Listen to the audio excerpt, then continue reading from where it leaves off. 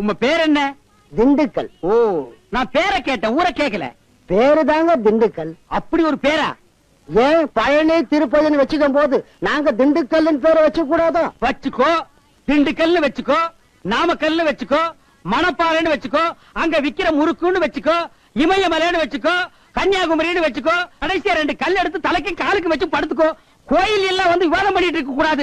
பைசாவை கையில வச்சுட்டு ரொம்ப நேரமா அல்லாடிட்டு இருக்க. இந்த 10 பைசா உண்டியில போடலான்னு. 10 பைசா எல்லாம் உண்டியில தான் போட முடியும், வேற என்ன பேங்க்லயா போட முடியும்? இந்த 10 பைசா நீ உண்டியில போட்டு கடவுள்கிட்ட என்ன வேண்டிக்குவேன்? எனக்கு 10 கோடி ரூபாய் வேணும்னு வேண்டிக்குவேன். கடவுளால 10 கோடி ரூபாய் கொடுக்க முடியுமோ? கடவுள் ரிசர்வ் பேங்க் வச்சிருக்காளா? பணம் அடிக்கிற மிஷின் வச்சிருக்காளா? பணத்துக்கெல்லாம் கவுண்டிங் இருக்கு. ஓய், பணத்தை சுத்தி ரிசர்வ் போலீஸ் இருக்கு, மிஷின் கண் இருக்கு.